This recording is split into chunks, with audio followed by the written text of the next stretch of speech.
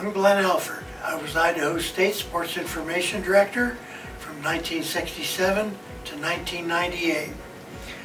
I will introduce you to an ISU athlete, the most unique athlete I've ever experienced, who overcame adversity twice, once in a life-threatening situation on this edition of Storytime. When I'm asked who my favorite Idaho State athletes are, I respond that I really like Bengals who have overcome adversity. Nicole Dudek, now Nicole Dudek Walden, is unique in my experience. She's the only athlete I've ever heard of, here or anywhere else, who competed with a pacemaker implanted in her chest. Some folks in her shoes might have given up athletic competition. Nicole didn't quit when she was 2 and started having seizures where she'd pass out, eyes rolled back in her head, and be, in her words, wiped out when she woke up. And she didn't quit as a Bengal. When Nicole was in the 3rd grade, her seizures got more intense and she was put on epilepsy drugs. Quoting Nicole, which made me very lethargic. I had been a very active and energetic kid prior to the medication, so my parents decided to take me off medication and take it day by day, end quote. The episodes came and went, but at age 16, she started having more seizure-like episodes, and then one really big one where she flatlined for 17 seconds.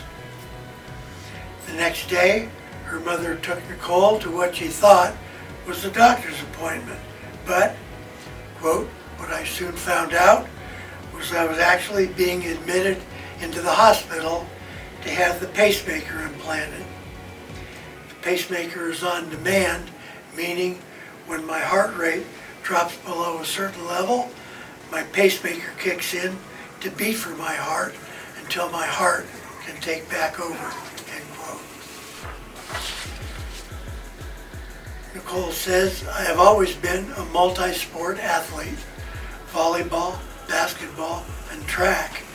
Volleyball was my favorite, but after my surgery, there were more concerns back then, in the 1980s, that blocking, hitting, digging might pull the wires out, or at least be a greater risk. So I decided then I would get in scholarship in track. I was recruited as a multi-event athlete, but I have to say that Dave, and that's Dave Nielsen, Idaho State's then and longtime track and field coach, really took a big risk on me as I hadn't competed or trained in 3 of the 7 events within the heptathlon, never hurdled, threw the javelin, or high jumped. So Dudek became a Bengal track heptathlete with a pacemaker implanted in her chest. No more seizures or other complications, and parents, coaches, and medical team were determined it would stay that way. Nicole says, I would check in with my cardiologist when I was home for the summer and had a monitoring company I would have to check in with via the phone to ensure the battery and pacer were operating as designed.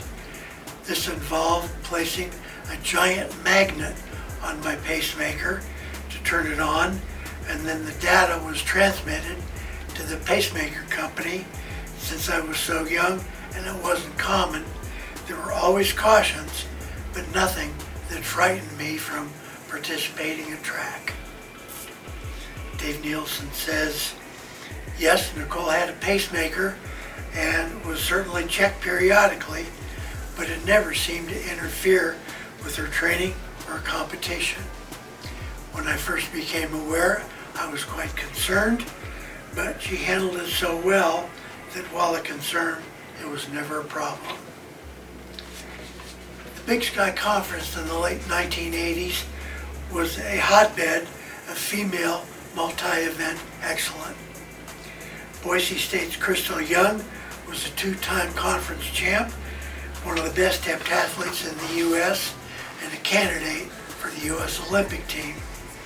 Idaho State's Amber Welty was the 1990 league champion, the NC2A high jump champion, and a future Olympian. This was the challenge awaiting Dudek at ISU. Nicole had trained very hard through her career at ISU to become the next conference champion in the heptathlon, Nielsen says. It was a real struggle at times, but she had Amber to help her through.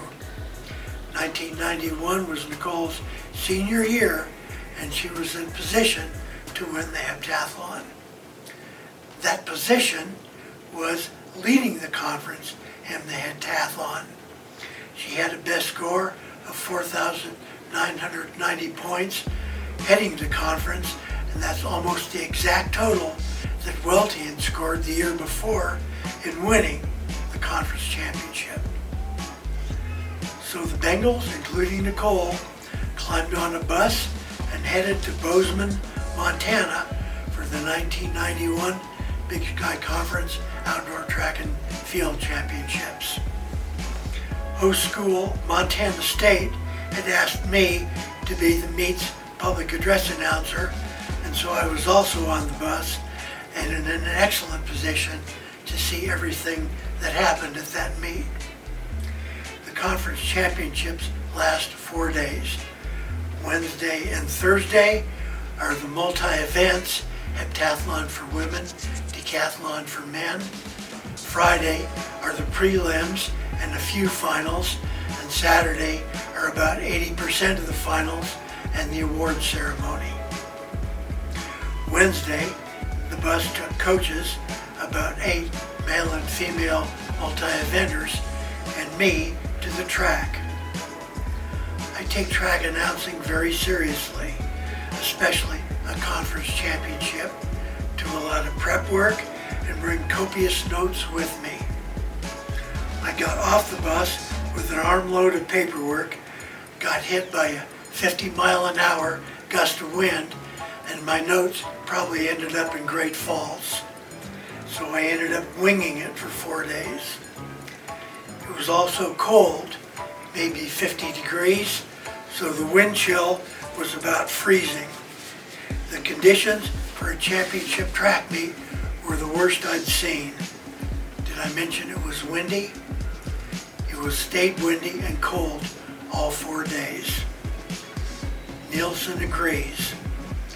We were in Bozeman for the meet that became infamous for the worst weather in a championship.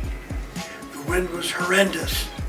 We brought our AccuTrack for MSU to use, and shortly after they put it up on the scaffolding, the whole thing blew over. The high jump had to be moved indoors because they couldn't keep the pit in one place. The conditions didn't daunt Dudek. She says, to be honest, we had competed in cold before. Maybe not that cold and windy, but it really didn't figure in to the preparations.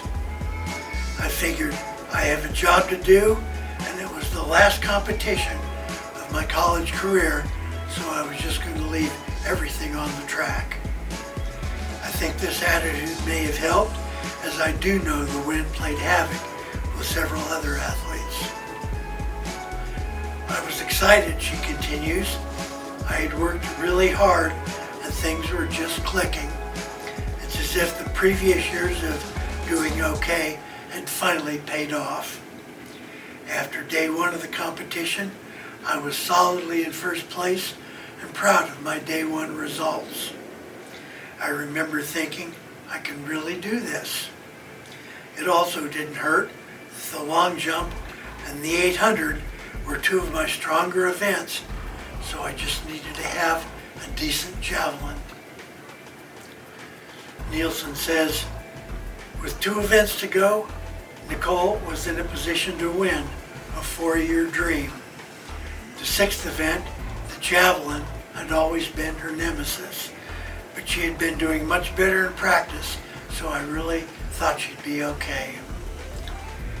The wind was crazy, but it was crazy for all of us, Nicole says.